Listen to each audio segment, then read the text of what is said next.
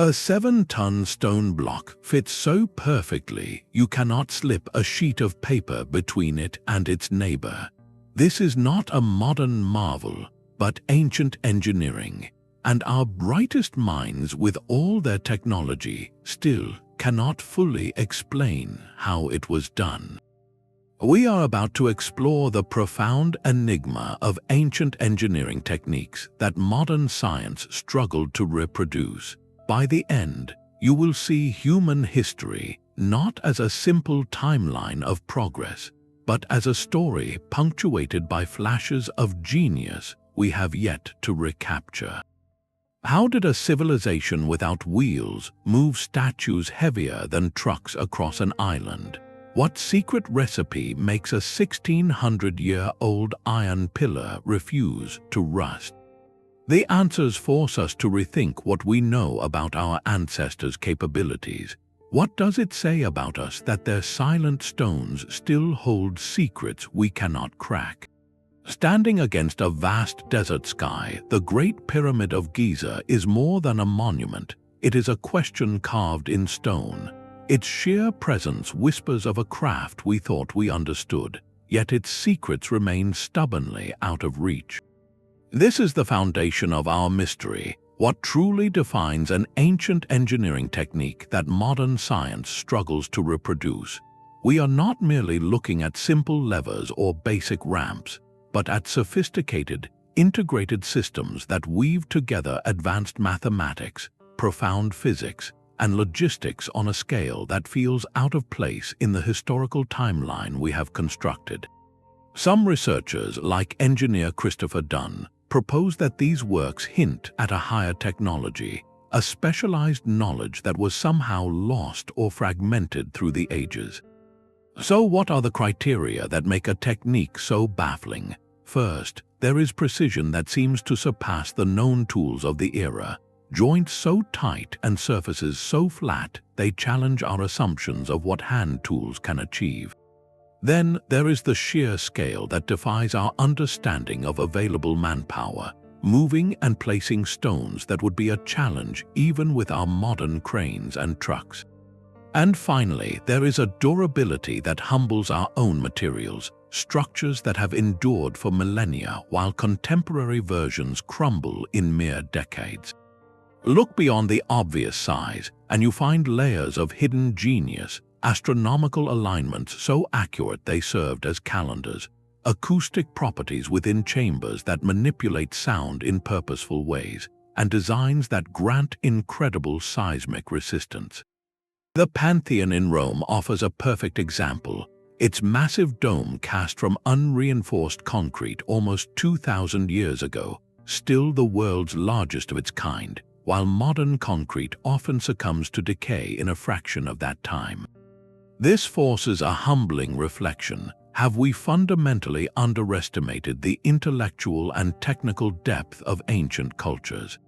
Were they not just builders, but engineers and scientists of a high order whose methods we are still striving to decode? This foundational mystery, built on precision, scale, and longevity, leads us directly to our first and perhaps most iconic marvel, where the stones themselves tell a story we are only beginning to hear. 2.3 million blocks of stone, each weighing as much as a large car, form a mountain of geometry so precise it seems to defy its own mass. The Great Pyramid's alignment to true north is off by a mere sliver of a degree, a feat that would be impressive with a laser theodolite, let alone the tools of 4,500 years ago. This is not just construction, it is an act of cosmic cartography in stone. The real mystery lies in the how, a logistical puzzle that has consumed generations of engineers. How do you move that many blocks, some from quarries over 500 miles away, and place them with joints so flawless you cannot force a credit card between them? Theories abound, from massive straight ramps that would have required more material than the pyramid itself, to the ingenious but unproven internal ramp hypothesis. Architect Jean-Pierre Houdin proposed a revolutionary idea that the builders used a spiraling ramp built within the pyramid's growing structure, a kind of internal corkscrew that allowed blocks to be hauled upward and set into place. While computer models support its feasibility, a full-scale physical reproduction has never been attempted, leaving it a brilliant but untested blueprint from the past. The challenges only multiply when we look closer. At the Tura quarries, workers extracted flawless limestone using simple copper chisels and stone pounders, a testament to unimaginable patience and skill. Transporting these multi-ton blocks likely involved a combination of sledges, lubricated pathways, and possibly a network of canals, turning the desert into a temporary waterway.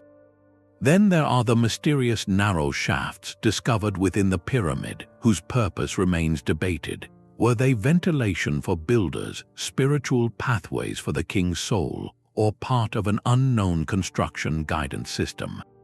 Modern attempts to replicate even a fraction of this process are humbling. Experiments to build small-scale pyramids using only inferred ancient methods consistently result in structures that are slower to build, less stable, and far less precise. The deviations are not minor, they are fundamental. This gap between theory and reproduction points to a profound possibility that the builders operated with a seamless integration of knowledge we now treat as separate disciplines. Their astronomy informed their surveying, their understanding of materials dictated their logistics, and their spiritual beliefs perhaps drove a standard of perfection we struggle to comprehend.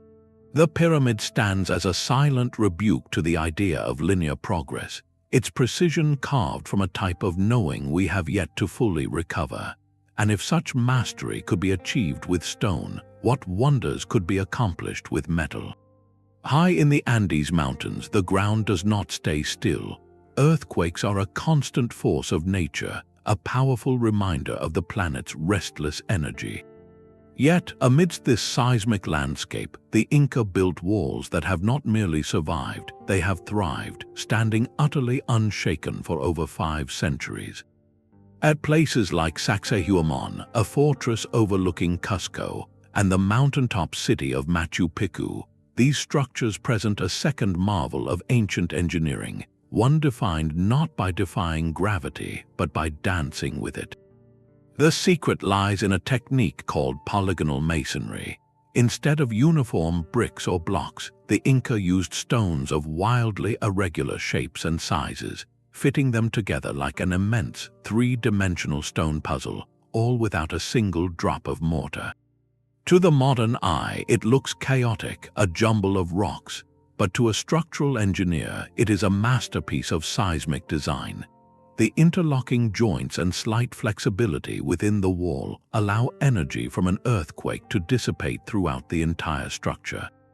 The stones can shift and settle during a tremor, and then settle back into place rather than cracking apart under rigid tension. Modern builders, reliant on steel rebar and rigid concrete frames, struggle to reproduce this innate flexibility. It requires an intuitive, almost artistic understanding of each individual stone's properties, its center of gravity, and how it will interact with its neighbors under dynamic stress, a knowledge that is incredibly difficult to translate into a computer model or a standard building code. The process itself deepens the mystery. How did they achieve such perfect fits? The andesite rock they used is notoriously hard. With only stone hammers, bronze chisels, and sand for abrasion, the shaping seems implausible. The prevailing theory involves a patient, iterative method of trial fitting. A stone would be selected from the quarry, roughly shaped, and then brought to the wall. Builders would repeatedly lower it onto the spot, see where it made contact, and then painstakingly peck away at the high points, over and over, until it settled perfectly. The famous 12-angled stone in Cusco is a breathtaking example, its complex faces marrying seamlessly with the stones around it. And all of this was accomplished without the wheel for transport. Multi-ton stones were moved along mountain paths using networks of ropes, wooden rollers, and the coordinated power of hundreds of people, a logistical ballet of human effort. This technique feels less like construction and more like a conversation with the landscape, a deep listening to the stone itself. Was this knowledge born from generations of careful observation, a slow accumulation of seismic wisdom passed down orally through countless builders? It represents a different kind of intelligence, one rooted in material intimacy and adaptive resilience rather than abstract calculation. From walls that embrace movement, we now turn to an island where moving the immovable was the entire point. On an island so remote it feels like a speck in the vast Pacific Ocean, nearly 900 stone giants stand watch. The Moai of Rapa Nui, or Easter Island, are not just statues, they are declarations of intent carved from volcanic rock, some weighing more than 2 fully loaded semi-trucks. Their very existence poses a transportation riddle of epic proportions, a third marvel of ancient engineering. The quarry where they were born, the Rono-Raraku crater, is miles from the coastal platforms where they were meant to stand. With no large trees for rollers, no metal for tools, and no draft animals to pull them, how did a few thousand people move 80-ton stones across rugged terrain? For decades, the dominant image was one of fallen giants, toppled in failure along ancient roads. This spawned the classic theory of horizontal dragging on log sledges, a method that would have consumed the island's fragile palm forests at an unsustainable rate, a contradiction that fueled darker narratives about the island's past. Then came a compelling modern experiment, the walking theory. Researchers using strong ropes demonstrated that a team could rock a replica Moai from side to side, effectively making it walk forward in a controlled shuffle. The visual was powerful and captured the public imagination, suggesting a rhythmic, almost ceremonial form of transport. Yet, many archaeologists remain deeply skeptical. The risks are immense. A single slip could shatter a statue that took a generation to carve, and the energy required to walk dozens of giants for miles seems prohibitive. Alternative insights from researchers like Terry Hunt and Carl Lipo propose a more grounded but no less ingenious method. They suggest the statues were moved upright but not walked. Instead, teams used a system of ropes to carefully rock and pivot the Moai forward on a prepared, lubricated path of sweet potato paste or other vegetation, inching it along with a controlled, swaying motion. This aligns better with the island's archaeology, including the discovery of carved roadways with deliberate grooves and raised margins that could have guided the statue's bases. The societal organization required for any of these methods is staggering. It speaks to a highly coordinated culture, one capable of mobilizing and feeding large teams for a shared spiritual goal. Modern replication attempts, while proving the physical possibility, also highlight the extraordinary difficulty. Moving even a single medium-sized replica is a slow, exhausting, and perilous endeavor, raising profound questions about how the ancient islanders managed this on a monumental scale dozens of times over. This mystery forces us to consider an intangible ingredient, the power of collective belief and ritual. The Moai were not just stone, they were ancestors made tangible, conduits of spiritual power. This shared purpose may have provided the social fuel, the patient persistence, that pure physics cannot account for. It suggests that the greatest ancient engineering feats were not just technical puzzles, but profound collaborations between mind, material, and meaning. And if stone could be made to travel, what secrets could be locked within a metal that refuses to age? Standing in a humid Delhi courtyard for 16 centuries, a pillar of iron should be a crumbling relic of rust. Yet the Delhi iron pillar, over 7 meters tall and forged in the 4th century, gleams with a dark, smooth patina, showing almost no corrosion. This is not a modern stainless steel alloy, but ancient wrought iron, a material we know should succumb to the elements. Its defiance forms our fourth marvel, a metallurgical mystery that has humbled modern science. The secret lies not in a single magic ingredient, but in a sophisticated, and likely intentional cocktail of craftsmanship. Modern analysis reveals the pillar has an unusually high phosphorus content and a very low sulfur and manganese content, a specific recipe that seems accidental to the untrained eye. When such iron is exposed to air and moisture, it doesn't form flaky, destructive rust. Instead, it develops an astonishingly thin, protective film called mesawite, a layer only microns thick that acts as an invisible shield, preventing further oxidation. For decades, experts believed this phosphorus-rich composition was a lucky byproduct of the unique iron ores and charcoal-based smelting methods of the time. But recent scholarship suggests something more deliberate. The ancient Indian metalworkers of the Gupta Empire were masters of crucible steel, a process of melting and refining iron in sealed clay pots to create legendary wares like wood steel. It is plausible they applied a similar intentionality here, carefully controlling the furnace conditions and slag inclusions to produce an iron meant to last. The slag, often seen as an impurity, actually plays a crucial role. Fine particles of slag within the iron's microstructure may help block the pathways that corrosion uses to spread. Think of it not as a perfect, homogeneous modern metal, but as a composite material engineered at a microscopic level for resilience. The contrast with modern wrought iron is stark.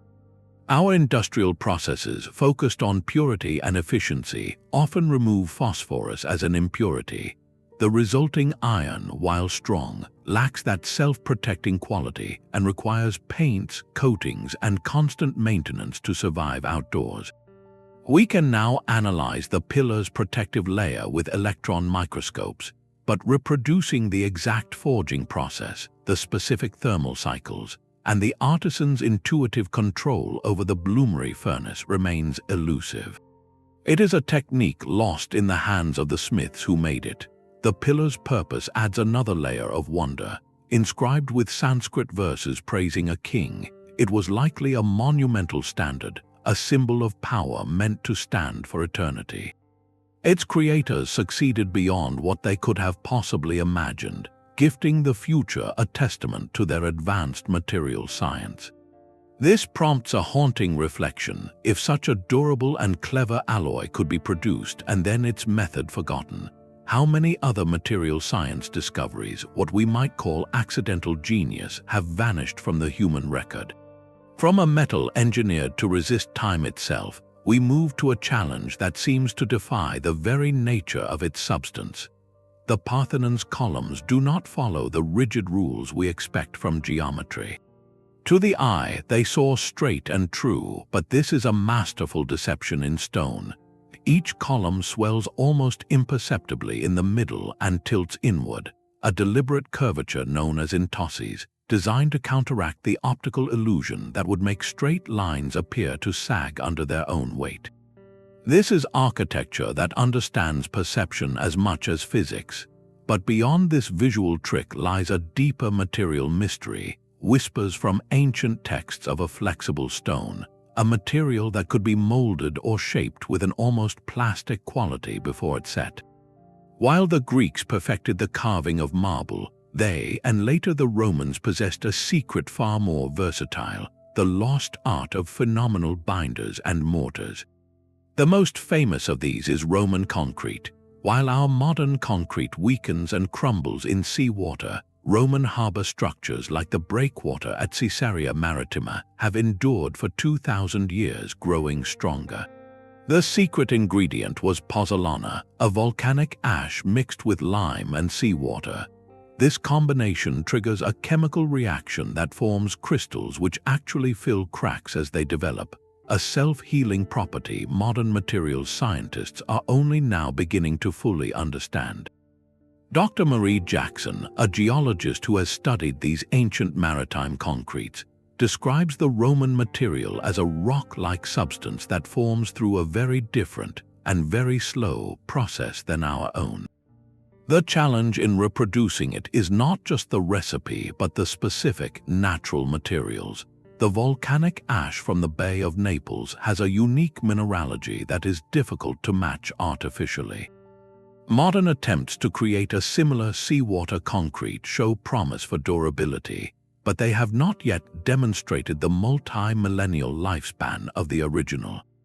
This points to a knowledge born from profound, patient observation. The Greeks, too, had their guarded techniques. They used precise, interlocking implecton masonry for their walls, a double-faced stone shell filled with rubble and mortar, and their mason guilds were notoriously secretive, passing down recipes and methods orally from master to apprentice. The loss of these formulas was not a sudden event, but a slow fading as empires fell, trade routes shifted, and the continuous chain of mentorship was broken. Each generation's trial and error, each incremental improvement in mixing, curing, and applying these materials, evaporated when the last practitioner who held the tactile knowledge passed it on no further. It makes you wonder how many other material recipes perfected over centuries vanished in a single lifetime. This theme of lost brilliance finds perhaps its most literal and luminous expression in a substance that seemed to capture light itself. The walls of a buried Roman villa do not whisper of faded glory. They shout with a crimson so intense it feels wet to the eye. This is the sixth marvel, not of mass or metal, but of pure, enduring color. While modern paints can bleach and chalk in sunlight, the pigments of the ancient Romans and Egyptians have retained their vividness for over 2,000 years, a testament to an engineering of hue that was equal parts art, alchemy, and precise industry. To understand this, we must step into the realm of archaeochemistry, where scientists decode the recipes locked within these brilliant surfaces. Consider Egyptian blue, humanity's first synthetic pigment. It was not simply mined, it was invented. Craftsmen combined silica, copper, lime, and a natron-based alkali, then fired the mixture at a precise temperature between 800 and 900 degrees Celsius. A deviation of just 50 degrees could result in a dull, greenish sludge instead of that iconic, luminescent azure. The resulting pigment was so stable that it resists not just light, but even mild acids, a durability modern synthetic blues struggle to match. This was not guesswork, it was a repeatable, chemical process perfected centuries before the periodic table existed. The pursuit of color drove astonishing innovation and expense. The legendary ultramarine blue, derived from the rare mineral lapis lazuli, required a supply chain stretching from the mines of Afghanistan to the workshops of Renaissance Europe, though its use traces back to antiquity. The stone was painstakingly ground, then mixed into a wax resin paste, a process to separate the precious blue particles from the grayish impurities. The result was a pigment literally worth its weight in gold, reserved for the most sacred figures in medieval manuscripts and later, the robes of the Virgin Mary in Renaissance masterpieces.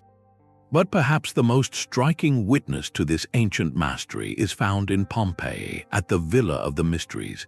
The famous red walls, known as Pompeian red, are not a single color but a spectrum of ochres and cinnabars applied in complex layers. Analysis shows the Romans used iron oxide, which is naturally stable, but they also employed a technique of mixing the pigment with molten wax in a process called encaustic, then polishing the surface to a marble-like sheen. This created a sealed, resilient finish that protected the color from the elements. The contrast with some modern paints is telling. Many contemporary synthetic organic pigments, while brilliantly hued, are susceptible to photodegradation, their molecular bonds broken down by ultraviolet light over decades, leading to fading. The ancient artisans worked with inorganic minerals, understanding through long experimentation how to transform earth and fire into a permanent visual language. This forces us to ask a profound question about these cultures. What vast, systematic knowledge of chemistry was embedded within their artistic traditions and guild secrets? The vibrant walls of a tomb or villa were not just decoration, they were the end point of a sophisticated technological chain, from mining and metallurgy to thermodynamics and applied chemistry. It was a science of permanence meant to defy time itself, and if they could engineer color to last for millennia, what other celestial calculations might they have set in stone? From the vibrant chemistry of color, we shift to a world of intricate bronze and precise celestial motion. At the bottom of the Aegean Sea, sponge divers recovered a lump of corroded metal from an ancient shipwreck.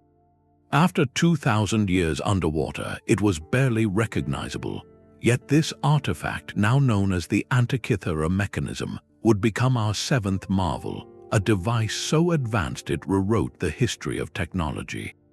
It is often called the world's first analog computer, a complex clockwork of over 30 interlocking bronze gears housed in a wooden case no larger than a shoebox. Its purpose was not to calculate sums but to model the cosmos. By turning a hand crank, the user could predict the positions of the sun and moon, the phases of the lunar cycle, and even the timing of solar and lunar eclipses years in advance. The sophistication required to design and build such an instrument was not seen again in Europe until the astronomical clocks of the 14th century, a gap of over 1,500 years. This was not a toy, it was a compact embodiment of profound astronomical knowledge. Historians of science like Michael Wright, who dedicated years to building a working replica, have decoded its genius. The gear trains inside encode two major celestial cycles. One is the Metonic cycle, a period of 19 years after which the phases of the moon repeat on the same calendar dates. The other is the Saros cycle, a period of about 18 years that predicts when similar eclipses will recur. To translate these long, abstract cycles into precise tooth counts on tiny bronze wheels represents a staggering leap of mathematical engineering. The device operated on a geocentric model with Earth at the center, but its predictions were remarkably accurate. It even accounted for the moon's irregular orbit using a clever pin and slot mechanism that varied its speed, a feature of extraordinary mechanical insight. The origin of this knowledge is a deep mystery. Some scholars see the hand of legendary figures like Archimedes in its design principles, though the mechanism itself dates to a century after his passing. It suggests a lineage of mechanical craftsmanship and astronomical theory that flourished in the Hellenistic world, a tradition mentioned in fragmented texts but almost entirely lost in the physical record. The fact that only one such device has ever been found makes its discovery both miraculous and haunting. Was it a unique masterpiece, or was it one of many? A peak of a technological culture that later vanished beneath the waves of history. Modern attempts to recreate the mechanism using only tools and materials available in the 2nd century before the Common Era reveal another layer of difficulty. Crafting gears with such precise teeth, some only a millimeter apart from cast bronze, then assembling them into a perfectly aligned system, requires a level of artisan skill that borders on the microscopic. This single corroded lump forces a humbling expansion of our view. It tells us that the ancient world may have contained pockets of mechanical science we never imagined, where the abstract beauty of mathematics was given physical, turning form. How many other such devices, other windows into a mechanical age, have simply rusted away to nothing? This contemplation of lost machinery leads us to a final, monumental scale, where engineering meets the immutable challenge of pure, overwhelming mass. The quarry at Baalbek is a landscape of abandoned ambition. Here, the so-called stone of the pregnant woman lies partially cut from the bedrock, a single limestone block estimated to weigh over 1,200 tons, heavier than 3 fully loaded Boeing 747 jets. It was never moved. Yet just a kilometer away at the temple complex, 3 slightly smaller but still staggering blocks, each around 800 tons, were not only moved but hoisted 20 feet into the air to form a flawless podium wall. This is the eighth marvel, the Trilithon of Baalbek, and its existence is a direct challenge to our understanding of ancient limits. The logistics are mind-numbing. Even with modern heavy lift equipment, moving an 800-ton block of irregular stone across uneven ground is a monumental undertaking requiring specialized transporters, reinforced roadways, and painstaking planning. The ancient builders had none of this. They had levers, ropes, wooden rollers, and the coordinated might of thousands. The quarry itself offers clues. The stones were extracted by carving deep trenches around them, then likely using wooden wedges soaked with water to expand and crack them free from the bedrock. But the journey from quarry to temple site is the true enigma. The prevailing theory involves a colossal system of earthen ramps. Teams of workers would have hauled each block on a sledge, possibly over a lubricated track of wet clay, inch by agonizing inch, using a forest of ropes. To lift the blocks onto the podium, a separate, even larger ramp of earth and rubble would have been built, its slope carefully calculated so that teams of men and oxen could pull the stone up to its final resting place. The ramp for just one stone would have been a massive public works project in itself. The social organization implied is breathtaking. This was not a project of years, but likely generations, requiring a stable, resource-rich society capable of feeding and housing an army of laborers and skilled engineers. Who these engineers were is another layer of mystery. The temple complex is Roman, but the podium's megalithic foundation may be far older, with some archaeologists suggesting a Bronze Age origin, pushing the date of this feat back over 3,000 years. This distinction is crucial. If it is pre-Roman, it represents a transfer of a megalithic tradition whose methods are even more obscure to us. To grasp the scale, consider a modern parallel, moving a space shuttle solid rocket booster. That steel cylinder weighs roughly 700 tons, similar to a trilithon block, yet it is moved on a custom-built crawler transporter along a perfectly flat, specially engineered roadway. The ancient builders faced raw, unpredictable terrain with a material, stone, that could shatter if stressed incorrectly. Their achievement seems to blend brute force with a delicate, almost intuitive understanding of mass and friction. So why do it beyond any practical need for a foundation? This was a statement in stone. It was the ultimate display of power, both political and divine, a message that said, we can command the very bones of the earth. It pushed human effort to its absolute limit, not for efficiency but for awe. This theme of moving the unmovable, of megalithic ambition, did not exist in isolation. Remarkably, a similar whisper of impossible weight echoes from an entirely different continent, waiting to be heard. Deep beneath the sands of Abydos, a different kind of stone logic defies the desert above. The Osireion, often considered a cenotaph for the god Osiris, is built not from the local limestone, but from massive blocks of red granite, a stone so hard it rings like metal when struck. Its construction forms our ninth marvel, a testament to a radical approach, treating stone not as a static mass, but as a giant, interlocking puzzle. Here, the builders used mortise and tenon joints, a technique familiar to any carpenter, where a projecting tenon on one block fits snugly into a carved-out socket, or mortise on another. But this was carpentry on a monstrous scale, executed on granite blocks weighing tens of tons. The precision is disorienting, near-perfect right angles and surfaces smoothed to a finish that feels almost polished, achieved on a material that would quickly dull and destroy the simple copper chisels assumed to be the primary tools of the era. So how was it done? The most widely accepted theory involves a brutal, patient process of abrasion. Workers would have used harder stones like dolerite as pounding tools to roughly shape the granite. Then, for the fine work and joint fitting, they likely employed a slurry of quartz sand, a material harder than granite, with water and copper saws or drills. The sand acted as the cutting agent, while the copper tool served mainly to guide it and apply pressure. This method works, but it is agonizingly slow, demanding immense labor and an almost inconceivable amount of time.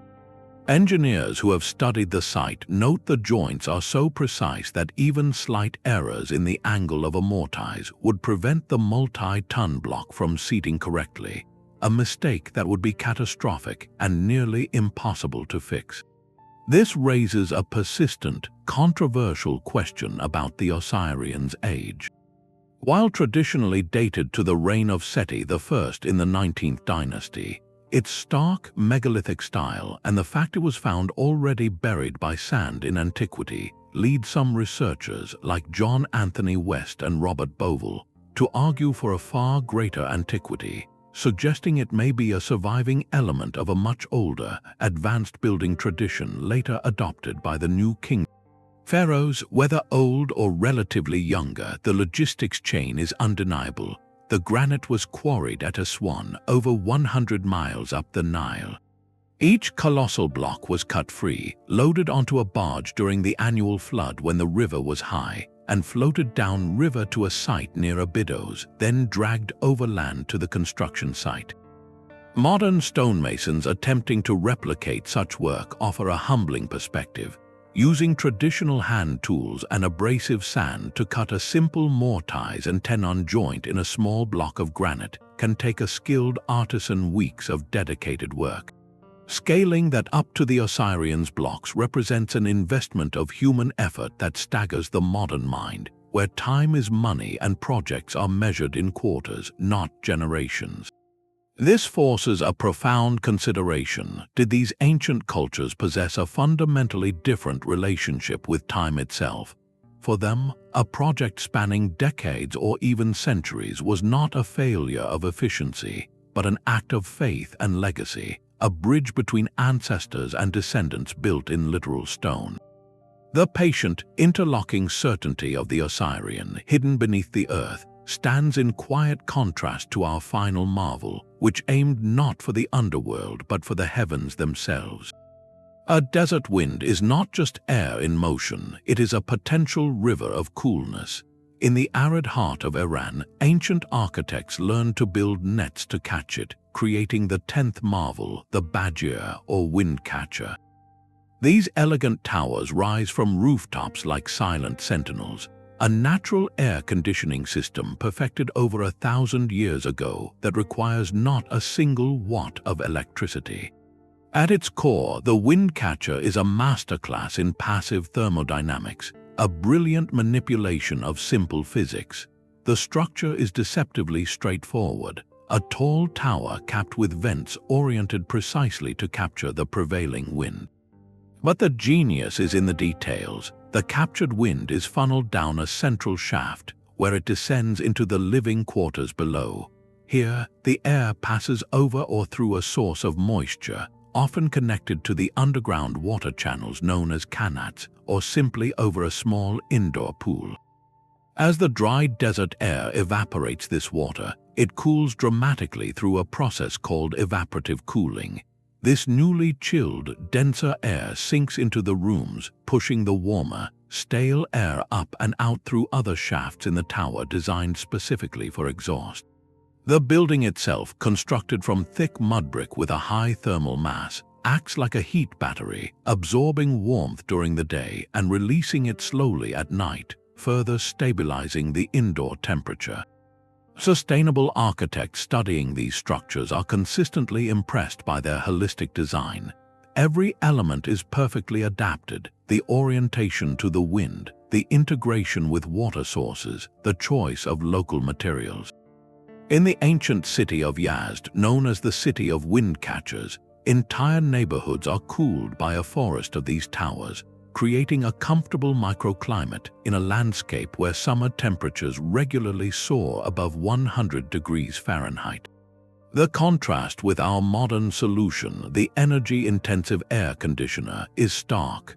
Our systems fight against the climate, using significant power to compress refrigerants and expel heat, often creating a cycle of waste. The wind catcher works with the climate, harnessing natural forces of wind, evaporation, and thermal mass in a graceful, silent ballet. modern passive cooling designs strive to emulate this efficiency, incorporating similar principles of cross-ventilation and thermal mass, but they rarely achieve the same seamless elegance and cultural integration. This presents a quiet but powerful question. In our relentless pursuit of complex, high-tech solutions, have we inadvertently turned away from supremely elegant, low-tech wisdom? The badger stands as a testament to a different kind of innovation, one born not from conquering nature, but from a profound and patient dialogue with it. It reminds us that sometimes the most advanced engineering is the one that listens to the world. And if ancient minds could so perfectly command the flow of air, what mastery did they possess over the far more stubborn and essential element of water? Beneath the sun-scorched plains of Iran, an invisible river flows in perfect silence. This is the 11th marvel, the Qanat, a subterranean aqueduct that turns barren land into life without a single pump or watt of power. For over 3,000 years, these hidden waterways have sustained civilizations in some of the world's driest regions, a testament to an engineering philosophy that worked in harmony with the Earth's own gravity. The principle is elegantly simple, yet its execution required a genius that still commands respect. Builders, known as Mukani, would first locate a water-bearing layer, an aquifer, at the foothills of a mountain range. Then, with astonishing precision, they would begin carving a gently sloping tunnel backward from the settlement that needed water, all the way to that underground source. The slope was everything, a gradient so slight it often measured less than 1 degree, too steep, and the water would rush violently, eroding the tunnel walls. Too flat, and it would stagnate and fail to flow at all. Maintaining this perfect pitch over miles of darkness, using only simple sighting tools and profound intuition, is a feat that modern hydrologists struggle to fully comprehend. The construction method itself was a masterpiece of practical logistics. At intervals of about 20 to 30 meters, the diggers would sink vertical shafts down to the level of the planned tunnel. These shafts served a dual purpose. They provided oxygen for the workers below and a way to haul out the excavated earth and rock. As the horizontal tunnel advanced, these shafts became a dotted line across the desert surface, the only visible sign of the hidden river being born below. The knowledge of the Mukani was a closely guarded secret, passed from father to son through generations. They could read the land like a map, understanding subtle changes in soil color and vegetation that hinted at water below. They knew which rock layers were stable and which would collapse, and how to reinforce tunnels with baked clay rings. This was not a profession, but a sacred calling, born from an intimate, generational dialogue with the hidden veins of the planet. Dr. Ali Asghar Semsar Yazdi, a leading expert on Qanat systems, often notes their profound sustainability. Unlike modern dam and pump networks that can deplete aquifers and cause land to sink, the Qanat is a self-regulating system. It only draws water at the rate the aquifer naturally replenishes, a perfect balance between extraction and recharge. It loses almost no water to evaporation, as the entire journey happens in the cool, dark earth. One stunning case study is the Qanat of Gonabad in Iran, a system still flowing after nearly 3 millennia. It stretches for over 33 kilometers, with a mother well reaching a depth of more than 300 meters. It continues to provide irrigation for farms and drinking water for communities, a silent, ancient lifeline that has outlived empires.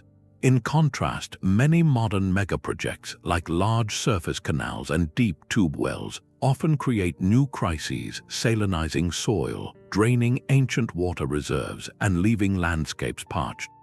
This stark difference forces a difficult reflection. In our rush to dominate the hydrological cycle with massive machinery, have we overlooked simpler, more resilient wisdom? The decline of the Qanat tradition in the face of modern drilling is a story of lost intimacy, where the slow, sustainable gift of gravity was traded for the immediate, but often destructive, power of the pump. Yet, in our current era of severe water scarcity, researchers and planners are looking back to these ancient systems with renewed urgency, studying them not as relics but as blueprints for a sustainable future.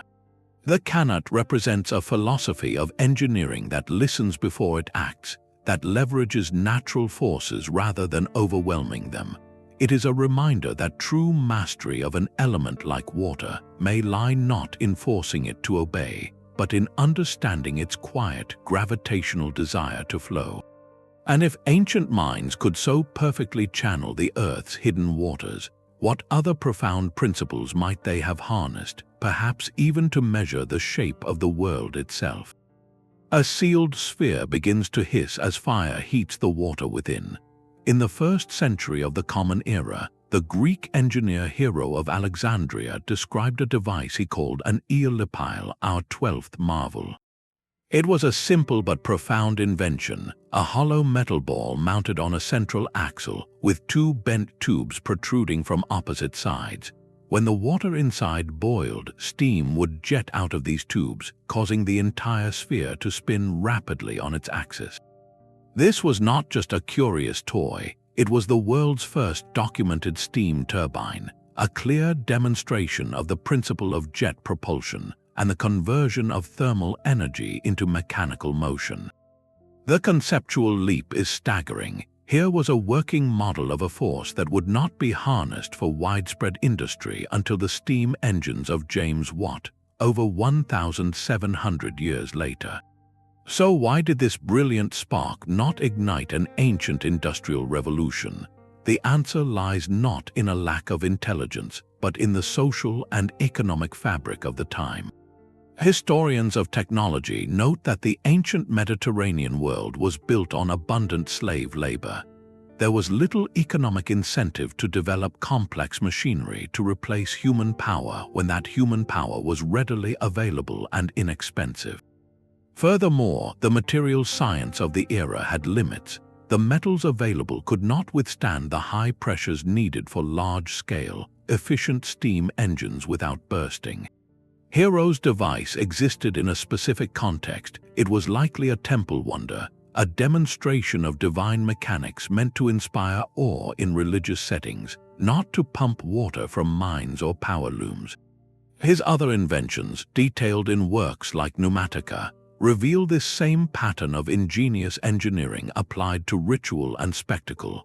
He designed automatic temple doors that opened when a priest lit a fire on an altar, using heated air to expand water and displace weights in a hidden system.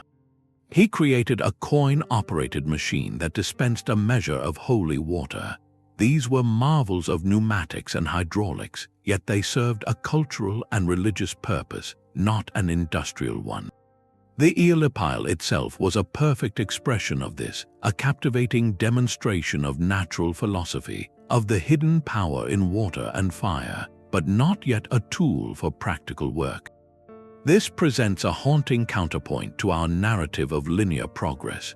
We often assume that a good idea, once discovered, will inevitably be developed and applied. Hero's steam turbine challenges that assumption. It shows that technological advancement is not a simple march forward, but a dance between capability, need, and context. A brilliant concept can lie dormant for centuries, a seed waiting for the right economic, social, and material conditions to sprout. The steam engine did not emerge in a vacuum in the 18th century. It was the product of a new world with different pressures, where coal mines needed draining, and a new economic system valued efficiency and mechanical power. Reflecting on this gap forces a profound question. How many other seeds of genius, documented or lost, are still waiting in the pages of history for their moment to arrive? From the hiss of forgotten steam, we return to the enduring, silent language of stone, where a final mystery is written not in movement, but in perfect, impossible stillness.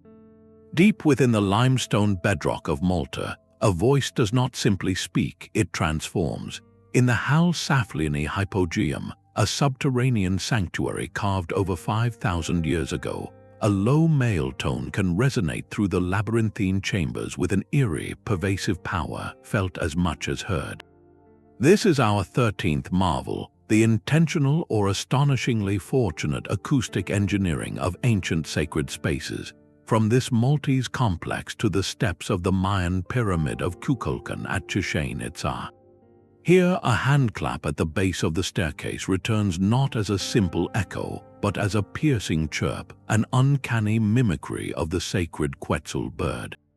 These phenomena open a door into the emerging field of archaeoacoustics, the study of sound in archaeological contexts, and pose a haunting question: were these soundscapes a happy accident of architecture, or were they a deliberate technology of the spirit?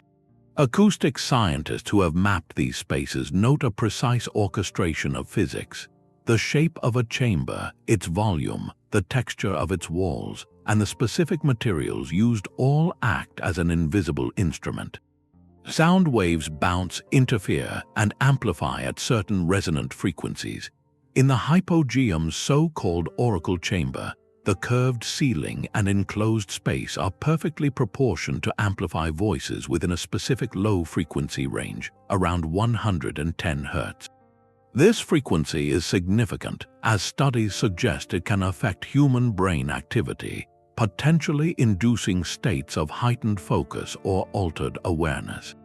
The builders, carving entirely with stone tools, achieved this effect with a consistency that stretches the definition of coincidence. Theories about the purpose of this sonic engineering are profound. Many researchers suggest sound was integral to ritual and ceremony.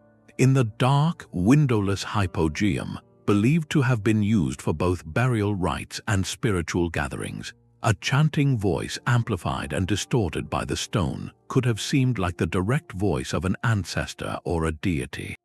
At Chichen Itza, the Quetzal bird call echoing from the pyramid might have been heard as a divine response from Kukulkan, the feathered serpent god, during ceremonies. Some researchers, like acoustic engineer David Lubman, have proposed these effects were used for communal healing practices, where specific sonic vibrations were believed to restore balance and well-being. The challenge for modern science is reverse engineering this ancient knowledge. Teams have built precise scale models of these chambers and run sophisticated computer simulations to map sound wave behavior. While they can replicate the effects, determining intent remains elusive. Did the builders possess a formal, mathematical understanding of acoustics, or was their knowledge intuitive, born from generations of observing how sound behaved in caves and refined through endless trial and error during construction? The case of the oracle chamber is particularly compelling. Experiments show that a voice speaking within it can be clearly heard throughout much of the three-level complex, while sounds from outside the chamber are muffled. This creates a powerful acoustic hierarchy, centering spiritual authority in one specific space. The effort to achieve this while excavating downward into solid rock without modern measuring devices suggests a purposeful design principle guiding the digger's hands. This leads us to a pivotal reflection. Did these ancient cultures operate with a holistic science we have since fragmented? In our world, architecture, physics, psychology, and spirituality are often separate disciplines. In theirs, these fields may have been woven into a single, unified practice. The stone was not just a building material, it was a medium for shaping experiential reality, for crafting encounters with the unseen. The perfect echo, the resonant frequency, was not an isolated curiosity, but a bridge between the physical and the metaphysical. This integration of sensory engineering to create awe and meaning finds a parallel in a final, grander scale, where architecture was not designed for sound within, but to capture the light of the cosmos above. A stone passage waits in darkness for a single moment each year. In Ireland, the Neolithic tomb of Newgrange, built over 5,000 years ago, is a 14th marvel of celestial engineering. Its design ensures that the rising sun on the winter solstice, the shortest day of the year, sends a narrow beam of light through a perfectly aligned opening above the entrance, known as a roof box. This golden shaft travels down a 60-foot-long passage to illuminate the central burial chamber deep within the mound, an event that lasts for approximately 17 minutes. The precision required to achieve this alignment and to have it remain accurate across millennia speaks to a society with profound patience and astronomical insight. This was a culture without written records, without metal tools, and yet they orchestrated a meeting of architecture and cosmos with breathtaking foresight. How did they do it? Archaeoastronomers like Professor Michael Hoskin point to the necessity of decades, perhaps even generations, of meticulous observation. A community would need to mark the sunrise position on the horizon each day, year after year, noting how it traveled southward until the solstice, its southernmost point, and then began its journey back north. Identifying that precise turning point, that single day of rebirth, required a long-term cultural memory. The construction itself is a feat of integrated engineering. The massive mound is encircled by 97 curbstones, some intricately carved with spirals and symbols, which act as a retaining wall. The passage and chamber are capped by a corbelled roof, where stones are layered inward until they meet at the top, a technique creating a stable, waterproof vault. Most striking is the brilliant white facade, made from water-rolled quartzite stones that would have glittered in the sunlight, a beacon visible for miles. This was not a hidden secret but a monumental statement. Similar alignments are found across the region, like at Mohenjo in Scotland, another passage tomb designed for the winter solstice sunset. This pattern suggests a shared cosmological understanding, where the cycles of the sun were intimately linked to cycles of life, death, and renewal. The tomb was not just a resting place, it was a mechanism for ritual, a way to demonstrate that even in the deepest winter, the light and warmth of the sun could be invited back into the realm of the ancestors. Consider the modern challenge this presents. Predicting the exact position of a solstice sunrise 5,000 years into the future requires accounting for a slow wobble in Earth's axis called precession, a cycle of about 26,000 years. While the Neolithic builders would not have needed to calculate precession for their own time, the stability of their structure ensured the alignment persisted. Our own sophisticated mathematics can now model these changes, but their achievement was rooted in empirical, hands-on observation and a desire to build a legacy in harmony with the heavens. This leads to a resonant question: was their knowledge purely practical, born from watching the horizon, or did it stem from a deeper, philosophical understanding of humanity's place within a living cosmos? Their answer was built in stone and light. From these soaring alignments with the sun, our journey now descends into a hidden world of astonishing scale, carved not to capture light but to escape the surface entirely. A world can be built not just upon the earth but within it. Descending into the Cappadocian landscape of Turkey, the air grows cool and the sunlight fades, revealing the 15th marvel, the vast underground city of Derinkuyu.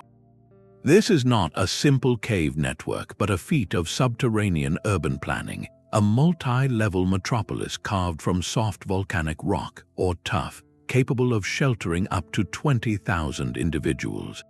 Its existence forces us to confront the immense engineering challenges of creating a sustainable hidden world, challenges that modern engineers acknowledge would be daunting even with advanced machinery. How do you provide fresh air to thousands living deep underground? The builders engineered over 50 ventilation shafts, some plunging over 200 feet to the surface, creating a natural chimney effect that circulated air throughout all 18 explored levels. A reliable, uncontaminated water supply was secured by digging deep wells that tapped into the same underground water table, isolating it from surface pollutants. Waste management was handled through meticulously carved, sealed pits. Perhaps most impressively, the entire complex demonstrates a masterful understanding of structural stability. Geotechnical engineers who studied Derinkuyu, you note the builder's intuitive grasp of their material. The tough rock is soft enough to carve with simple hand tools, yet firm enough to hold its shape under tremendous weight. Pillars were left in place to support ceilings, corridors were strategically offset to distribute stress, and rooms were given rounded corners to prevent cracking. Defense was engineered into the very architecture, with massive, circular stone doors that could be rolled across key passageways, sealing off entire sections from the inside. This was not a haphazard excavation, but a planned communal project that likely spanned generations, requiring a shared blueprint and the continuous transfer of knowledge from experienced diggers to new apprentices. This scale of underground habitation finds echoes elsewhere, from the ancient rock-cut cities of Petra to the vast 20th-century Beijing air raid shelters. Yet Derinkuyu stands out for its antiquity and self-contained complexity. Modern attempts to carve similar large-scale underground habitats, even with precise geological surveys and powered tools, often grapple with issues the ancients seemingly solved. Ensuring consistent, safe airflow without modern fans, or preventing moisture buildup and mold in deep chambers, are persistent challenges. The success of Derinkuyu suggests a profound, patient dialogue with the living rock, an accumulated wisdom of reading its faults and flows. This leads to a pivotal reflection: what powerful motivation drives a society to invest such colossal effort in a world unseen? The answer likely lies in a profound need for security, a desire to preserve community and culture against overwhelming threats from above, whether raiding armies or harsh climatic shifts. It represents the ultimate act of defensive resilience, turning the earth itself into both fortress and home. From this intricate, hidden hive of human planning, we now surface to confront a final, monolithic puzzle that stands alone in its silent, inexplicable presence. Across a remote Laotian plateau, the landscape is dotted with giants that hold only silence. These are the stone jars of the Plain of Jars, our 16th marvel, thousands of massive vessels carved from single blocks of sandstone and granite, some standing over 3 meters tall and weighing several tons. They are not arranged in tidy rows, but scattered in clusters across hillsides and valleys, as if placed by a forgotten hand with a purpose we can no longer decipher. The mystery is twofold: why they were made, and more pressingly for our story, how they were made with such startling uniformity. The rock itself presents the first puzzle. While some jars are softer sandstone, many are hewn from granite, an immensely hard stone. The society that created them over 2,000 years ago during the Iron Age had access to metal, but iron tools of that era would have been quickly dulled by such relentless material. Archaeologists studying the quarry sites propose a method combining brute force with thermal shock, a technique known as fire setting. Builders would have lit intense fires against the granite outcrop, heating the stone until it expanded and developed microfractures. Then, using heavy hammerstones of dolerite, a harder rock, they would pound along the weakened lines, spalling off large flakes to rough out the jar's exterior shape. Hollowing out the interior was an even more painstaking task, likely achieved by pecking away with hammerstones over countless hours, slowly grinding the stone bowl into existence. The logistical challenge only grows when you consider movement. These multi-ton jars were not carved where they stand.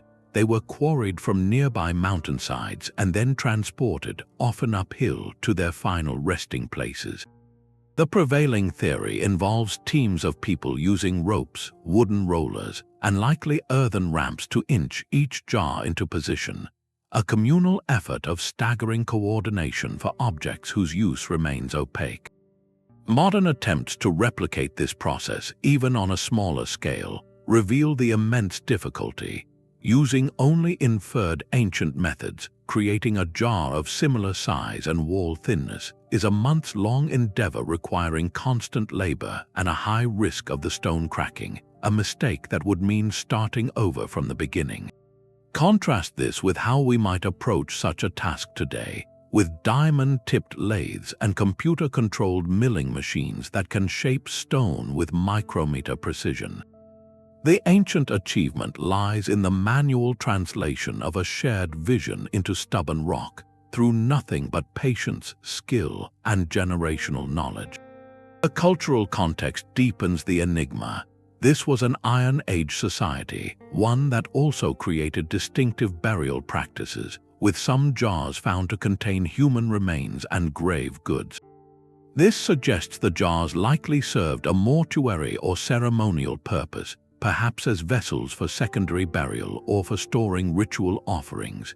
Yet the sites were abandoned, and the knowledge of their exact meaning faded, leaving behind only the silent, stoic jars. This forces a profound and humbling reflection. How do we interpret the physical legacy of a culture when the language of its rituals is completely lost? We can measure the jars, map their locations, and analyze the stone, but the intention, the stories, and the spiritual significance that breathed life into these objects have evaporated. They stand as monumental questions, reminding us that engineering is never just about technique. It is an expression of a worldview.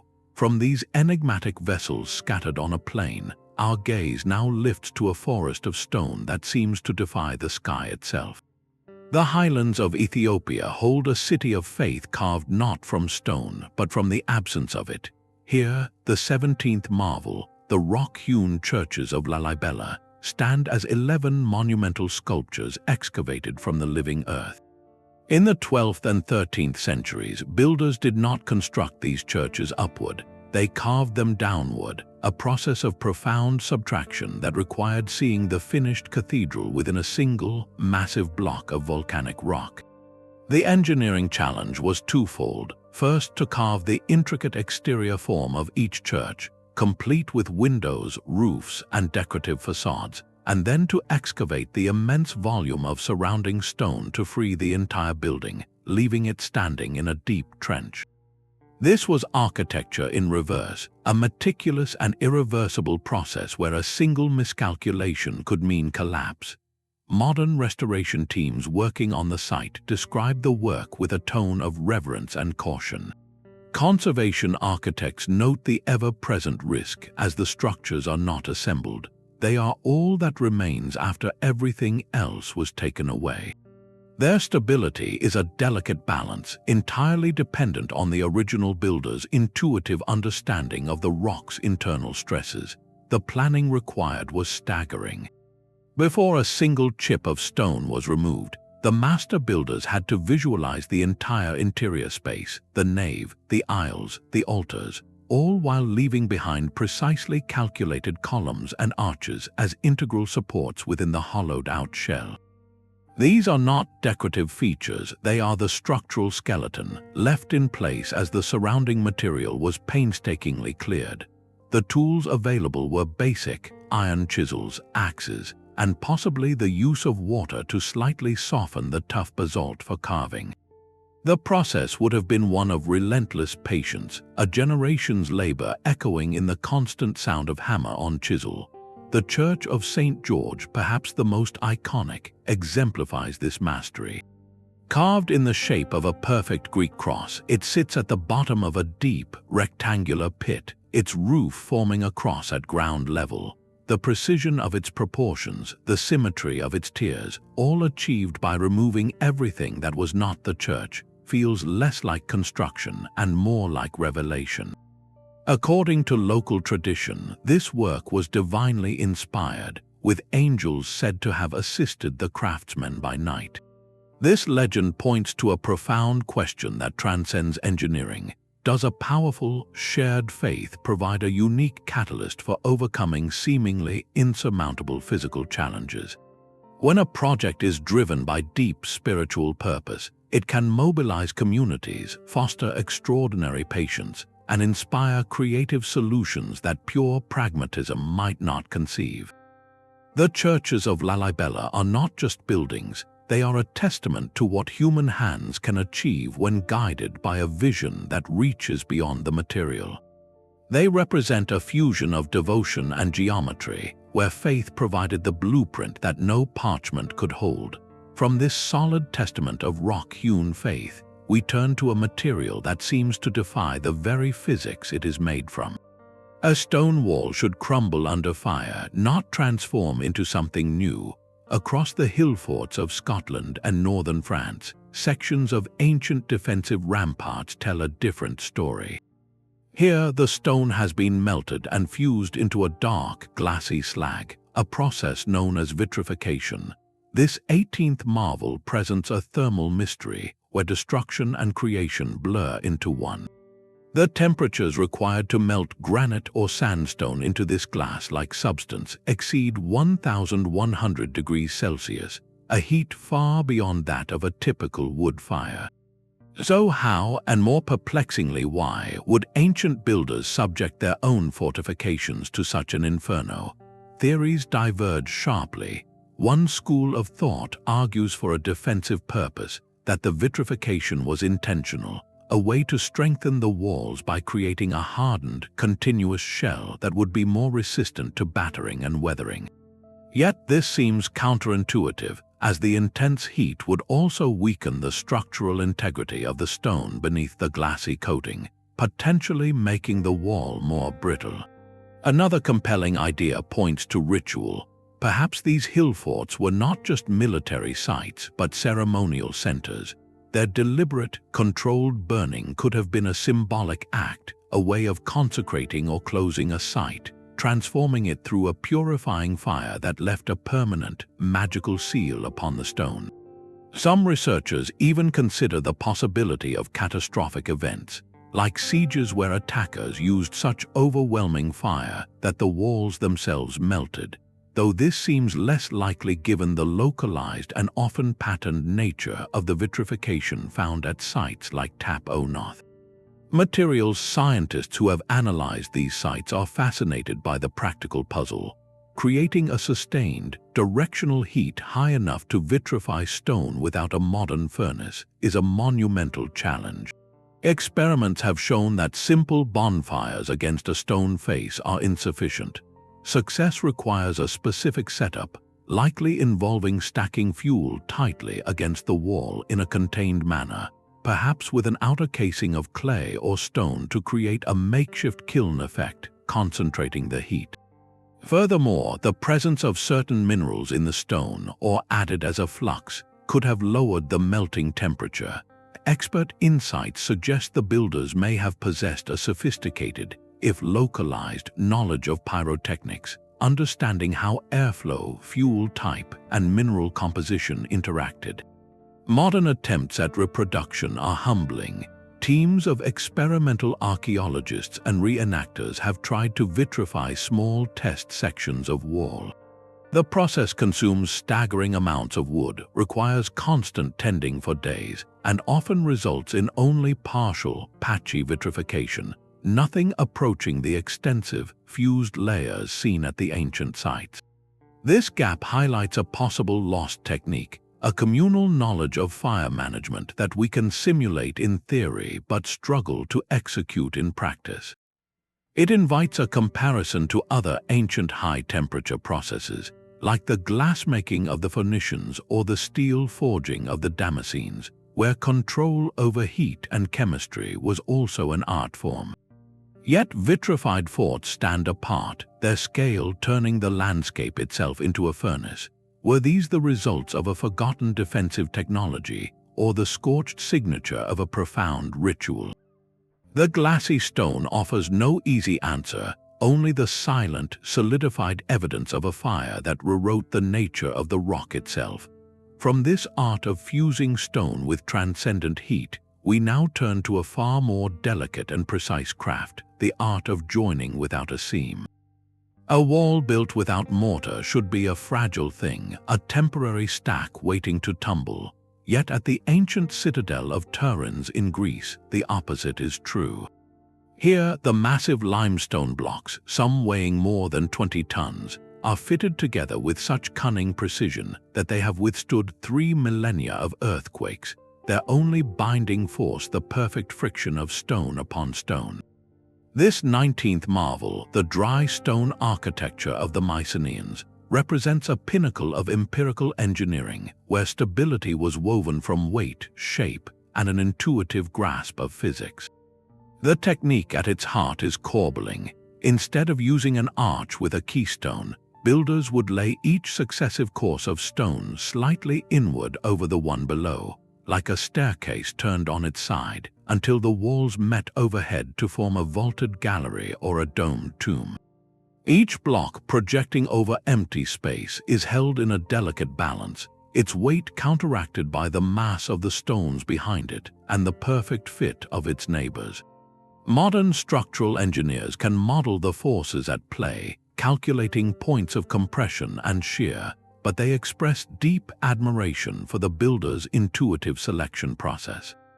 The Mycenaean masons, known for the mythical cyclopean walls so large they seemed built by giants, did not cut each block to a uniform template. Instead, they chose boulders from the landscape whose natural shapes, when placed, would interlock like a three-dimensional puzzle, transferring loads along multiple, redundant paths. This created a structure with a degree of flexibility, allowing it to settle and shift during seismic events without catastrophic failure. Two sites exemplify this mastery. The Lion Gate of Mycenae itself, the grand entrance to the citadel, is capped by a massive lintel stone above which a corbelled triangular space relieves the immense weight from the doorway below. Even more stunning is the so-called treasury of Atreus, a monumental beehive-shaped tomb. Its corbelled dome, built entirely without mortar, remained the widest unsupported dome in the world for over 1,000 years until the Pantheon was constructed in Rome. The construction process defies easy imagination. Using only wooden levers, ropes, earthen ramps, and vast coordinated manpower, workers would have raised each multi-ton block, trial fitting it repeatedly, slowly inching it into its final, crucial position. A single misjudgment in the angle or center of gravity of one stone could compromise the entire vault. To understand the skill involved, one can look to modern dry stone wallers, craftsmen who still build fences and structures without mortar. Their work is an art form requiring years of apprenticeship to develop an eye for stone. They speak of hearting, the careful placement of smaller stones in the core of the wall to lock the larger faces together, and of ensuring every stone bears or rests securely on 2 points of contact beneath it. Yet even the most skilled modern waller works on a human scale, with stones a single person can lift. Scaling that intimate, tactile knowledge up to the cyclopean level of the Mycenaeans represents a leap not just in effort, but in a kind of embodied calculus. This forces a pivotal reflection: how much of humanity's greatest engineering knowledge has lived not in written formulas, but in the muscles and instincts of the craft tradition. It was a knowledge passed from master to apprentice on the worksite, through gesture and example, a language of hands and stone that could vanish if the chain of teaching was broken. The silent, enduring walls of Turin are a library of that lost language, written in weight and balance. And if such grandeur could be achieved through the meticulous placement of massive stones, what wonders could be accomplished with the most delicate and precise placement of the very smallest? The line between tool and jewel becomes impossibly thin. On a Neolithic jade ring from ancient China, or within the core of an Egyptian granite vase, we find our 20th marvel, evidence of a touch so precise it borders on the microscopic. These artifacts bear the marks of drills that operated with a speed and consistency that simple copper tools, as we understand them, seem incapable of producing. The evidence is etched into the stone itself. Under magnification, the spiral striations inside a drilled hole tell a clear story.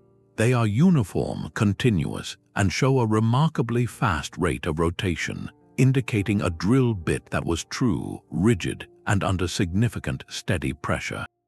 To achieve this in materials like granite, basalt, or jade, some of the hardest stones on Earth, requires an abrasive harder than the stone being cut. The ancient artisans likely used a slurry of water mixed with a crushed abrasive like emery, a natural corundum, or finely ground quartz sand. The real mystery lies in the drill bit itself. A simple copper rod, even with abrasive, would wear away faster than it could cut the hard stone, becoming misshapen and unable to maintain the perfect cylindrical hole we so often see. This has led researchers like engineer Christopher Dunn to a compelling hypothesis: the possible use of diamond-tipped drills. While we have no direct archaeological evidence of ancient diamond drill bits, diamonds were known and valued in the ancient world, primarily in India.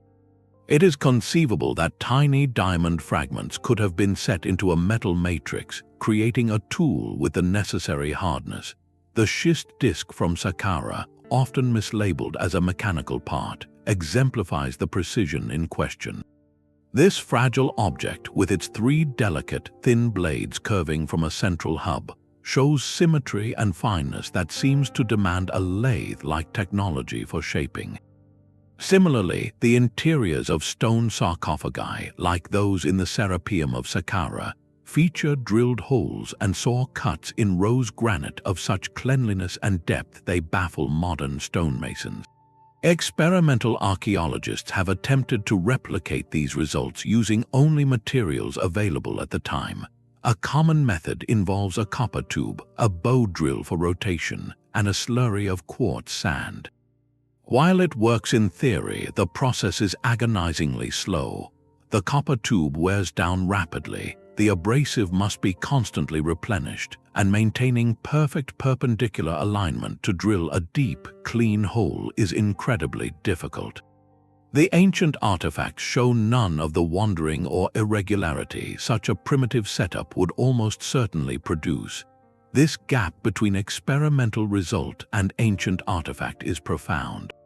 It suggests either a level of skill and patience we can scarcely comprehend, or the existence of a more advanced, specialized tool-making tradition that has left little trace in the archaeological record. Perhaps certain guilds or workshops developed and guarded proprietary techniques, using composite tools or specific abrasive compounds that were lost when that specialized community faded away. Could a craftsman have developed a drill powered by a weighted flywheel for more consistent rotation, or a precise jig to hold the workpiece steady? We may never know. But the artifacts remain, their perfect holes and microscopic lines silently testifying to a manual dexterity and technical insight that challenges our timeline of innovation. It forces us to consider that the history of technology is not a single, rising line, but a scattered constellation of brilliant, localized flashes. From this world of microscopic detail, where a single drilled hole holds a universe of questions, we expand our view to an entire city, engineered not for the living, but for the eternal journey of the departed. A city built for 5,000 years should have crumbled into dust long ago. Yet the baked brick streets of Mohenjo-Daro, laid out over 4 millennia past, still channel rainwater with quiet efficiency. This is the 21st marvel, an urban vision where civic health was engineered into the very fabric of the city, a masterpiece of drainage and water management that emerged from the Indus Valley around 2,500 years before the Common Era. What makes this system so astonishing is its comprehensive, premeditated nature. This was not a piecemeal addition, but a foundational principle. The entire city was laid out on a precise grid, with streets running north-south and east-west, and beneath them ran a network of covered, brick-lined sewers. Each house, from the largest to the more modest, had its own bathing area and latrine, with wastewater channeled through earthenware pipes into the main street drains. These drains were carefully constructed with a gradual gradient to ensure flow, covered with stone slabs or bricks to contain odors and debris, and featured regular manholes for access and maintenance. The planning required a sophisticated understanding of hydraulics and urban topography, ensuring that waste from the highest neighborhoods flowed down and away without contaminating the living spaces. Perhaps most telling are the sedimentation tanks, strategically placed brick chambers where solids could settle out before the water continued on its way, a simple but brilliant form of early pollution control. Urban archaeologists studying the site are consistently struck by the evidence of standardization and forethought. The bricks themselves were made to a uniform ratio, suggesting organized, large-scale production. The system implies a remarkable degree of social cooperation and civic responsibility. There was no towering palace or ostentatious temple dictating this construction, no evidence of a single, all-powerful ruler. Instead, the city speaks of a society that valued collective well-being, where clean streets and efficient sanitation were shared priorities. This integrated thinking extended to water supply as well, with numerous wells providing fresh water, neatly separating the inflow of the clean from the outflow of the used. The centerpiece of this hydraulic civilization was the Great Bath, a large, watertight tank built with precisely fitted bricks and a layer of natural tar to prevent leakage.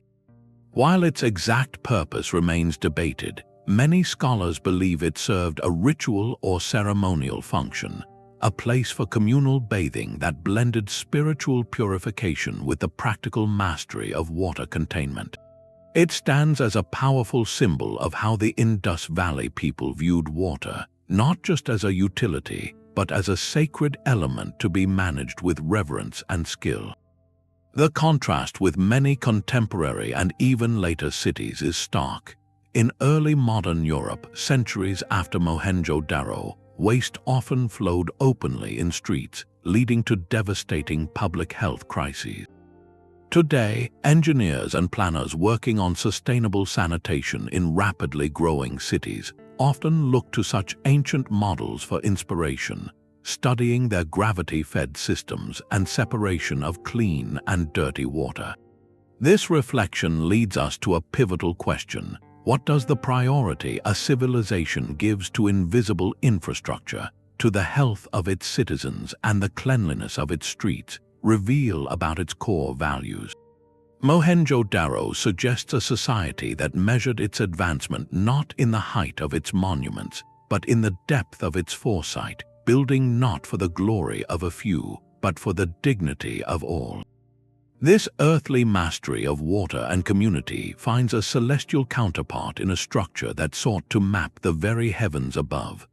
A spiral carved into the cliff face waits for its annual appointment with the sun. High on Fajoda but in Choco Canyon, a set of 3 massive stone slabs, each weighing several tons, stand propped against the rock. At precisely the right moments, slivers of sunlight pass through the narrow gaps between them, casting dagger-like beams of light that bisect a carved spiral petroglyph below. On the summer solstice, a single dagger pierces the center of the spiral. On the winter solstice, 2 daggers bracket it perfectly. This 22nd marvel, the sun dagger sight, is a celestial clock built into the living rock, a testament to the ancestral Puebloans' profound fusion of astronomy, engineering, and sacred art. The creation of this phenomenon was no accident of geology. It required a deliberate and sophisticated process. First, the spiral itself was pecked into the cliff wall, a permanent marker. Then, the 3 colossal slabs were carefully selected, transported up the butt, and positioned with astonishing precision. The builders had to calculate not only the seasonal path of the sun across the sky, but also the exact angles and distances needed for the narrow gaps between the slabs to filter the light into those perfect, narrow beams on the specific days of the solstices and equinoxes. This was stone moving with a cosmic purpose, aligning multi-ton weights to catch and shape sunlight itself. Archaeoastronomers who have studied the site offer differing perspectives on its intentionality. Some, like the late researcher Anna Sofer, who first documented the phenomenon in the 1970s, argue it represents a highly sophisticated observatory and calendar, integral to the ceremonial life of Chaco.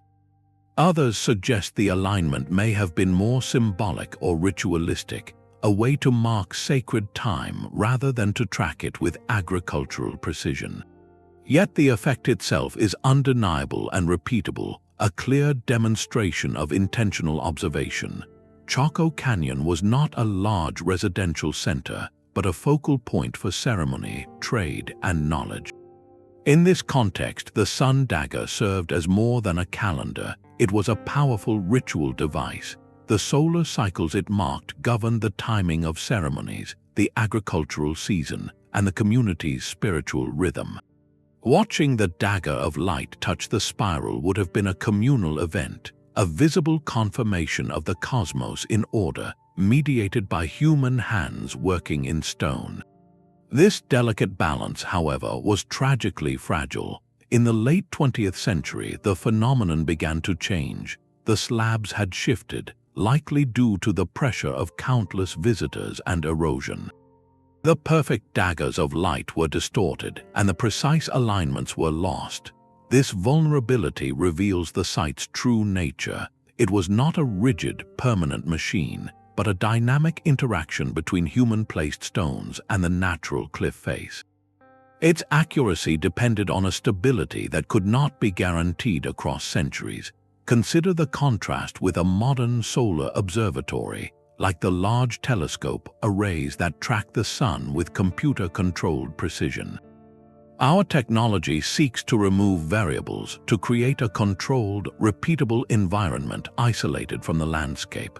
The sun dagger did the opposite. It embraced the landscape, using its natural features as part of the instrument. It was engineering that accepted impermanence, a collaboration with the earth that could be undone by the earth itself. This leads to a poignant reflection. Can a structure be both a meticulous engineering project and a dynamic, living part of the world? The sun dagger suggests that for its builders, the answer was yes. Their greatest works were not meant to defy time, but to dance with its cycles, even if that meant the dance would one day end. The shifting stones remind us that some ancient knowledge was not locked in immutable form, but existed in a fleeting, perfect alignment of stone, light, and human understanding. From this celestial collaboration carved in a desert cliff, we are drawn to a material so legendary. Its very existence was debated for centuries. A blade that could bend to a 90-degree angle and spring back straight, yet slice a silk scarf floating on air, was not mere fantasy. It was the legendary Damascus sword, a weapon so famed its name became synonymous with peerless quality. This 23rd marvel, however, is a story of metal, not magic, forged from a material whose secret was lost for over 500 years. The true heart of these blades was not forged in Syria, but in the crucibles of ancient India, where smiths produced ingots of an ultra-high carbon steel known as woots. These unassuming, mottled cakes of metal were traded along ancient routes to Damascus, where master bladesmiths would forge them into the iconic, water-patterned swords. The true secret lay in the precise alchemy of the original Woot's recipe. Creating it was a delicate dance of chemistry and control. Iron ore was smelted with specific types of wood charcoal in a sealed clay crucible, a process that infused the metal with a high carbon content between 1.5 and 2%. But the genius was in the trace elements. The Indian ores contained minute amounts of vanadium, molybdenum, and other impurities. As the molten steel cooled over many hours, often over several days, these elements guided the formation of a unique crystalline structure within the metal. Modern metallurgists examining antique samples under electron microscopes have been astounded. They found microscopic structures of cementite, a hard iron carbide, arranged in bands, and some studies have even suggested the presence of carbon nanotubes within the steel, structures we associate with advanced modern materials science. This internal architecture is what gave Damascus steel its legendary properties. The bands of hard and soft material created the visible pattern, but more importantly, they allowed the blade to be both incredibly hard at the edge for sharpness and remarkably flexible in the body to resist shattering. The loss of this technique was a slow fade, not a single event. As trade routes shifted and warfare evolved with the advent of firearms, the demand for these exquisite, labor-intensive blades waned. The specialized knowledge held by a small guild of masters who passed it down orally and through hands-on apprenticeship simply ceased to be taught. The full recipe, the exact ore sources, the precise cooling cycles, went to the grave with the last practitioners. For centuries, the secret seemed gone forever. Modern attempts at recreation tell a humbling story. Many blades sold as Damascus today are actually pattern-welded steel, a beautiful technique where layers of different metals are forged together to create a pattern. While stunning, these lack the inherent microstructural properties of true crucible-wood steel. Contemporary bladesmiths and materials scientists, using advanced analysis, have managed to produce steel that visually and chemically resembles wood. They can replicate the pattern and even achieve impressive performance. Yet, those who work with both antique samples and their own recreations often note a subtle difference. The legendary combination of extreme sharpness, toughness, and flexibility described in historical accounts remains the elusive Holy Grail. This gap speaks to the intangible element of craft, the feel of the heat, the sound of the hammer, the intuition developed over a lifetime that no chemical analysis can fully capture. The story of Damascus steel forces a profound and unsettling question.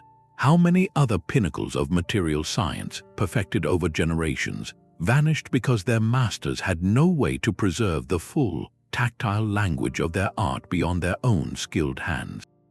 From the fire of the forge and a secret written in crystalline patterns, we return one final time to the patient, enduring mystery of stone. A civilization can rise not from stone quarries, but from the very soil beneath its feet. In the arid Soup Valley of Peru, the city of Caral stands as a testament to this. Its monumental earthen mounds and sunken plazas constructed over 4,600 years ago, making it one of the earliest urban centers in the entire Americas.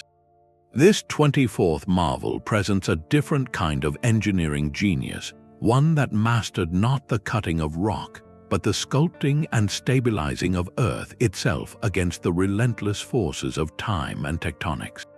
The primary material was humble river cobbles and packed earth, but the challenge was immense. How do you build towering platforms and vast ceremonial spaces that will not wash away in the seasonal rains or collapse during an earthquake?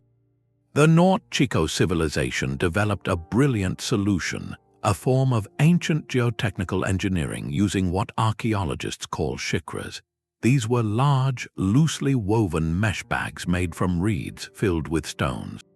Workers would lay down a layer of these shikra bags like a flexible, breathable mat and then pour earth and rubble on top. Then another layer of bags would be placed and another layer of fill, building the structure upward in a stepped process.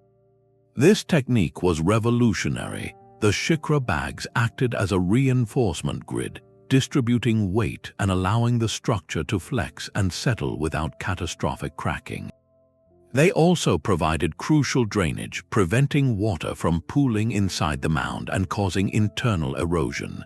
In essence, the builders were creating a massive, reinforced earthen composite, a prototype of modern geotextiles made entirely from organic, locally sourced materials. Experts in ancient American engineering point to the profound understanding this displays. The design of the sunken circular plazas, carved down into the earth, also shows intentionality. Their shape and depth may have served as a form of seismic damping, and their acoustics are remarkable, allowing a person speaking in a normal voice at the center to be heard clearly at the edges, facilitating communication during gatherings. Furthermore, the alignment of Caral's main structures with celestial bodies like the stars and the sun suggests this urban plan was also a cosmological map, integrating the heavens with the human-made landscape. The social organization required for this feat is staggering to contemplate. Moving the vast amounts of earth and stone for the foundations of the pyramids and plazas, was a communal project of epic scale, demanding a coordinated society able to feed and mobilize large workforces, likely drawn by shared religious beliefs or social cohesion. There were no slaves evident here, but rather a collective effort that built the city over generations. Consider a modern parallel: the synthetic geotextile fabrics used today to stabilize slopes, reinforce roadbeds, and control erosion beneath structures. Our version is a product of petrochemicals and industrial looms. The ancient version was a product of riverside reeds and human hands, achieving a similar engineering goal through sustainable, biodegradable means.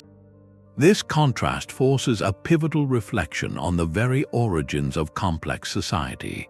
Were the first engineers not conquerors of nature, but its most attentive students? The people of Carroll did not seek to impose an alien material like cut stone upon their valley. They learned to amplify the potential of the earth itself, weaving it into permanence with fibers from their marshes. Their legacy is not one of domination, but of sophisticated collaboration with their environment, building a sacred city from the ground up, literally and spiritually. This final marvel, built of earth and reed, brings our journey through 24 ancient wonders to a close, not with a simple list, but with a profound and unifying question that hangs over all of them. The struggle to reproduce these ancient marvels is not a story of our failure, but a profound lesson in the very nature of knowledge itself. Our modern scientific method is a powerful tool for deconstruction, breaking the world into isolated variables to understand universal laws. Yet this approach can sometimes overlook the holistic, integrated systems that ancient builders operated within. For them, engineering was rarely a discipline separate from astronomy, spirituality, geography, or community ritual. The purpose of a structure was woven into its construction method, and that purpose, whether to honor an ancestor, commune with a god, or mark a cosmic cycle, provided a motivational fuel and a standard of perfection that our modern projects, built for efficiency or profit, often lack. Historians of technology note that ancient innovation frequently emerged from a concept called skeuomorphism, where techniques from working one material were translated to another. The intricate joinery seen in the stonework of the Osireion, for example, mimics the mortise and tenon joints of a master carpenter, applying a woodworker's logic to granite. This cross-pollination of ideas from different craft traditions was a fertile ground for breakthroughs that our specialized fields might never conceive.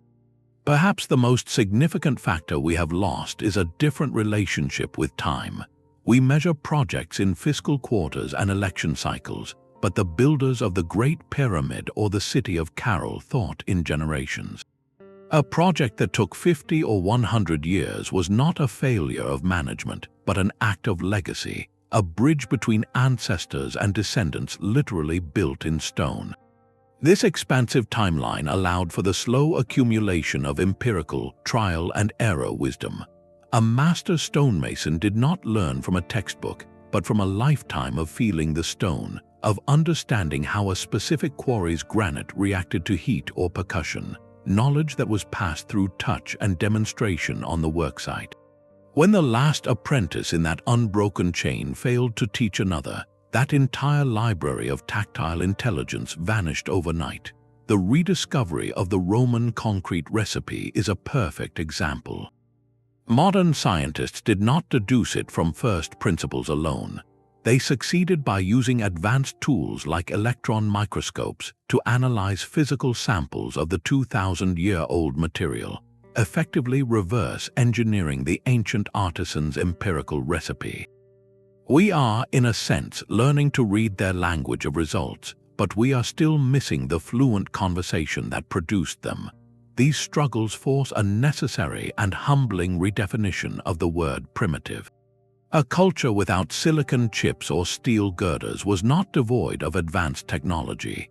Their technology was simply of a different kind, one deeply embedded in cultural practice and environmental intimacy. The wind catchers of Iran or the Qanat systems represent a high technology of adaptation, a sophisticated dialogue with climate and geology. Our challenge in reproducing their work often stems from trying to separate the technical blueprint from the living context that gave it meaning and sustained its creation.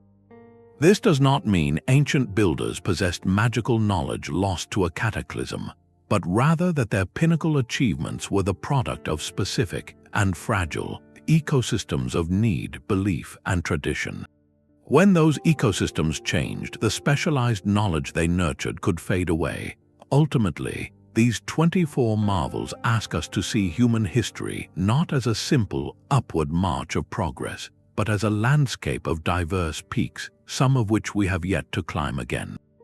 They remind us that intelligence has many dialects, and that our ancestors, in their silent stone and stubborn metal, may still have important truths to teach us about resilience, integration, and what it means to build for eternity. From the silent precision of the pyramids to the roaring potential of Hero's steam engine, the ancient world was a crucible of engineering ingenuity that continues to humble and inspire. We have journeyed through 24 distinct marvels, each a testament to a different kind of genius, and together they paint a picture far richer than any single mystery could alone. They reveal a world where the architect was also an astronomer, the blacksmith a chemist, and the builder a philosopher of materials. Our modern scientific struggle to reproduce these techniques is not a mark of their simplicity, but of their profound complexity, rooted in contexts we can no longer fully inhabit. This journey underscores a vital truth. Engineering is as much an art of cultural context, patient observation, and communal effort as it is of physics and mathematics. The wind catcher was born from a conversation with the desert wind, the Qanat from listening to the whisper of groundwater, and the Moai from the spiritual pull of ancestral veneration. To extract the technical blueprint without the cultural fuel that powered it is to miss the heart of the achievement. These were not projects managed on a spreadsheet, but sagas woven into the identity of a people, projects where time was measured in generations, not quarterly reports. This expansive timeline allowed for the slow, meticulous accumulation of wisdom, the kind learned not in a lecture hall, but through a lifetime of feeling the stone, tasting the air, and reading the stars. These mysteries actively challenge the comforting, linear narrative of progress we often hold. They suggest that human advancement is not a straight, upward march, but a landscape of scattered, brilliant peaks, some of which we have yet to climb again. A civilization without microchips could still achieve microscopic precision in drill work. A society without steel cranes could move mountains of stone. This forces a necessary and humbling redefinition of what we consider advanced. Their technology was a high art of adaptation, a deep collaboration with their environment that we, in our often combative relationship with nature, are only now relearning to appreciate. As the historian Daniel Boorstin once noted, the greatest obstacle to discovery is not ignorance, it is the illusion of knowledge. These ancient wonders stand as permanent correctives to that illusion. They ask us to stay curious, to question our assumptions about the past, and to look at the ruins and relics not as dead stones or forgotten tools, but as active messages from master builders. Each perfect joint, each celestial alignment, each uncorroded surface is a line in a letter from our ancestors, speaking of a different way to solve the eternal human problems of shelter, community, meaning, and legacy. So let this exploration be an invitation. Look at the world around you with that same questioning spirit. What forgotten ingenuity lies in the old stone wall near your town, or in the design of a centuries-old farmhouse? The past is not a closed book, but an ongoing conversation. We would love to continue that conversation with you. Which of these ancient techniques fascinates you the most and why? Share your thoughts in the comments below. And if you enjoyed this deep dive into lost engineering, subscribe for more journeys into the mysteries that shape our understanding of the human story.